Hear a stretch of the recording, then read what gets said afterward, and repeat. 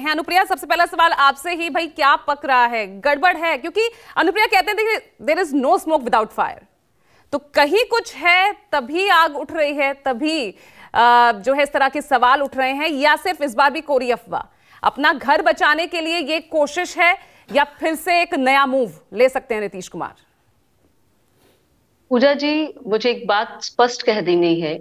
कि कयास की राजनीति, सूत्रों के हवाले से खबर, ये हो सकता है, इन सवालों का कभी कोई सटीक जवाब नहीं हो सकता, और इन सवालों का जवाब देना मैं उचित भी नहीं समझती, क्योंकि हमारे राष्ट्रीय अध्यक्ष ललन सिंह जी के द्वारा ही दिल्ली में 29 तारीख को राष्ट्रीय कार्यकारिणी, राष्ट्रीय परिषद की बैठक होनी है। लेकिन इसके पहले राजीव जी ने एक बात अभी कही, वो बहुत ही गौर करने लायक है कि बीजेपी यह चाहती है, बीजेपी एजेंडा सेट करती है और बीजेपी एक तरह का नैरेटिव सेट करती है और कहती है कि यह हो रहा है, यह हो रहा है। बिल्कुल भी महागठबंधन में और जनता दल यूनाइटेड के अंदर में किसी भी तरह का मनमुटाव नहीं है। हमारे राष्ट्रीय अध्यक्ष जी का जो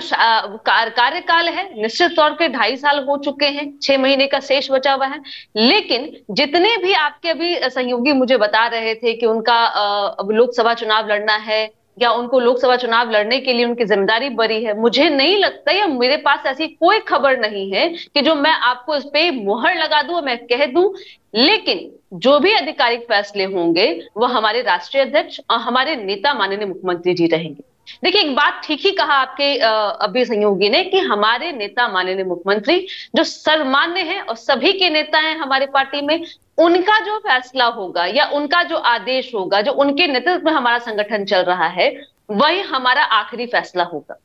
29 को बैठक हो जानी है, 29 को बैठक के बाद में कई बातें निकल के चली आएंगी। लेकिन बीजेपी के अंदर जो खलबली मची है सत्ता के बाहर जाने के बाद में, बिहार की सत्ता के बाहर जाने के बाद में, उनका एक माला जपने का उनका एक रिकॉर्ड रहा है। कभी वो कहते हैं कि बिहार में अब शासन सत्ता अच्छी नहीं चल रही है, महागठबंधन में अच्छा नहीं चल रहा है। सच्चाई यह है पूजा जी, मुझे आप बता दीजिए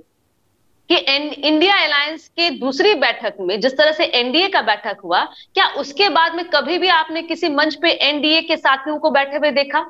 एनडीए के अंदर क्या चल रहा है, एनडीए के अंदर में सीट शेयरिंग का क्या फॉर्मूला है, इस पर चर्चा होते हुए देखा आपने? यह इनका एक ही एजेंडा है कि एनडीए के अंदर क्या हो रहा है। एनडीए, क्योंकि देखिएगा, बीजेपी अगर अपने आप को कहती है तो दक्षिणी, पूर्वी और पश्चिमी अगर देखेंगे तो आज के डेट में उत्तरी भारत को लेकर के और बाकी जितने भी, मैं पूर्वी या पश्चिमी की बात करूं, दक्षिणी की बात करूं, तो बीजेपी की स्थिति बहुत अच्छी नहीं है। लेकिन बीजेपी एक तरह से जो प्रेशर पॉलिटिक्स करना चाह रही है, वो एनडीए जो है अपनी बैठक की आहुति नहीं करके, एनडीए का कॉमन मिनिमम प्रोग्राम क्या होगा, एनडीए में मात्र एक चेहरा है और बाकी कोई चेहरे नहीं है, एनडीए की सीट शेयरिंग का क्या होगा, ये सभी बातें कहीं भी नहीं है। और मुझे बहुत आश्चर्य होता है कि मीडिया भी ये सवाल नहीं पूछती है। नीतीश कुमार बिहार की राजनीति से निकलकर राष्ट्रीय राजनीति में आना चाह रहे हैं, ये लालसा उनकी कई बार कई मौकों पर दिखी है। और फिर अगर आप कह रहे हैं महागठबंधन से नाराजगी नहीं, तो चौथी बैठक के क्यों अगले ही दिन राष्ट्रीय कार्यकारिणी जेडीयू की बुला ली गई है? और क्यों उस पर भी जब सवाल उठे उनकी नाराजगी को लेकर, 1-2 दिन बाद नहीं, ठीक 1 हफ्ते बाद आकर नीतीश कुमार उस पर सफाई देते हैं?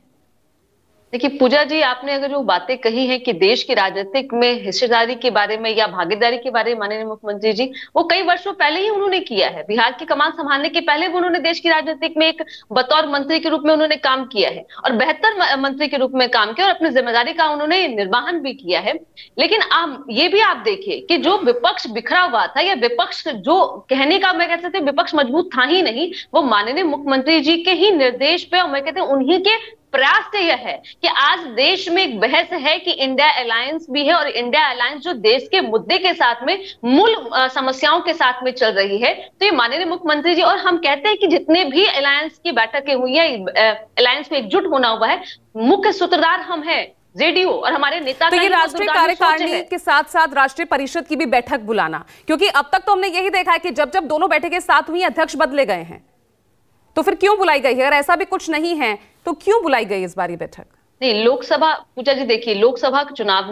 नजदीक है। जब हमारी पार्टी अलायंस में जा रही है, हमारा क्या रणनीति होगी कि हमारी भी पार्टी के कई चेहरे हैं, हमारे भी कई कैंडिडेट हैं जो चाहते हैं लड़ने के लिए चुनाव, लेकिन आपस में इंडिया अलायंस के अंदर, इंडिया अलायंस के अंदर में जितने सहयोगी दल है, बिहार में खासकर मैं कहूंगी आरजेडी है, कांग्रेस है, किनको कहां सीटें लड़नी है, ये हमारे मुख्यतः हमारे नेता माननीय मुख्यमंत्री जी, उनकी सहमति होगी, उनकी रजामंदी होगी, और ये आगे जाकर के किसी भी तरह का कोई अलायंस में प्रॉब्लम नहीं हो, निश्चित तौर पे एनडीए जो हमारे जेडीयू की जो टीम है वो मजबूत हो जाए, कि जिस तरह से हम लोग भी 2015 में एक तरीके से चुनाव रहा था, उसी तरीके से हम चुनाव जीतना हमारी